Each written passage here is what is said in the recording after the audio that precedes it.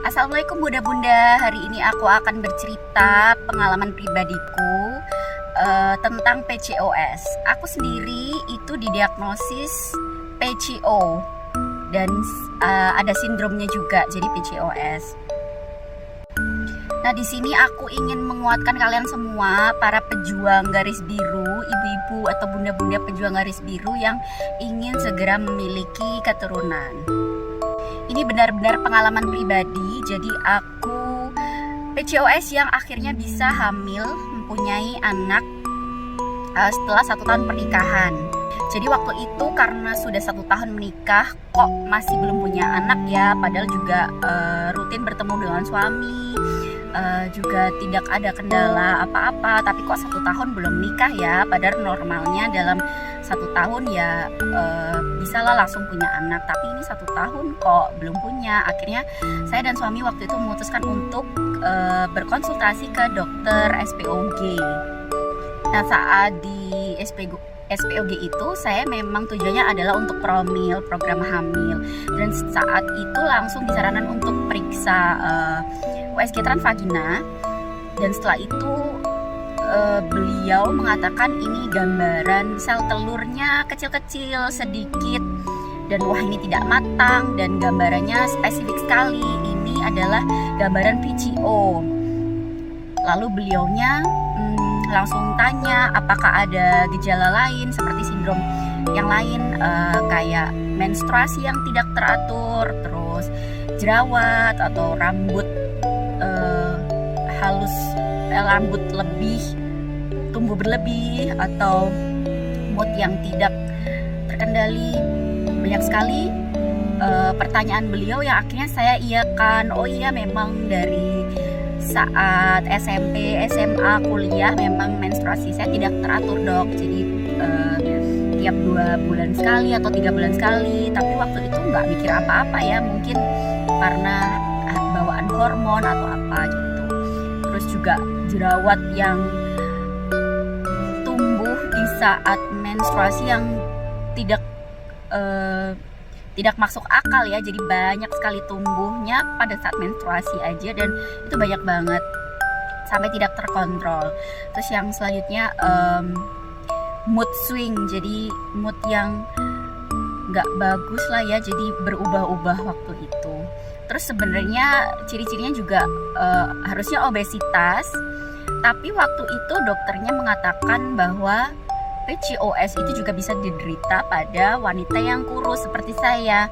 Karena waktu itu berat badan saya cuma 48, sedangkan tinggi saya 159. Jadi cukup kurus ya untuk ukuran itu, tapi bisa diderita pada PCOS, yaitu lean PCOS. Jadi tidak hanya untuk obesitas. Nah, karena sudah diagnosis tegak PCOS, waktu itu saya disarankan untuk berhubungan yang rutin dengan suami. Jadi tidak boleh LDR ya intinya. Jadi harus ketemu, dan disarankan untuk minum, waktu itu aku ingat metformin ya. Jadi aku waktu itu disuruh minum 3 kali 500. Aku lupa waktu itu aku disuruh minum berapa hari, dan ada obat penyubur juga. Itu aku lakuin, dan alhamdulillahnya dalam 1 bulan program hamilku itu berhasil.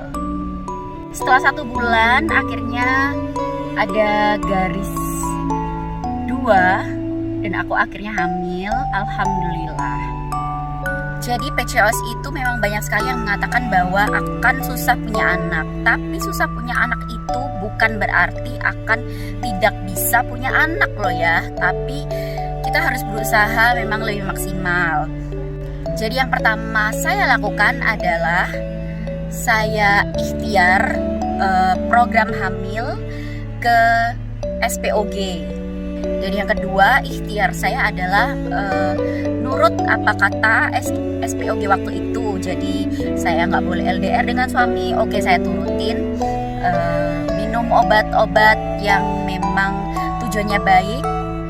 Oke, saya turutin. Dan yang ketiga, ini adalah yang paling utama dari segala hal, yaitu berdoa kepada Allah. Di sini saya Muslim, jadi saya sangat percaya bahwa tahajud adalah doa yang akan selalu diijabah oleh Allah. Jadi yang ketiga ini saya lakukan dalam 1 bulan full. Saya melakukan tahajud sampai saya hitung, sampai saya catat. Saya tidak mau bolong-bolong untuk melakukan rutin tahajud. Dan tahajud ini saya lakukan bersama suami saya, karena tahajud adalah doa yang tepat mengenai sasaran, seperti anak panah yang tepat mengenai sasaran. Jadi saya sangat percaya bahwa tahajud lah yang membuat ikhtiar saya ini akhirnya terkabul. Dan yang keempat, saya waktu itu baca-baca untuk ikhtiar, saya baca Al-Quran surat Maryam ayat 1-11. Dan kalau kalian semua tahu, itu isinya adalah, saya langsung nangis ya, mengerti isinya itu, bahwa itu adalah doa. Untuk selanjutnya ya sedekah. Ya memang biasanya sedekah, tapi untuk ikhtiar ini sedekah saya lebihkan atau dikali lipatkan lah. So itu cerita dari saya membuat video ini karena banyak sekali yang request di Instagram saya, karena saya pernah bercerita di Instagram dan ternyata banyak sekali yang suka dengan cerita saya ini. Katanya banyak menginspirasi, karena ternyata di luar sana banyak sekali ibu-ibu, wanita-wanita pejuang garis 2 yang sebegitunya menginginkan seorang anak.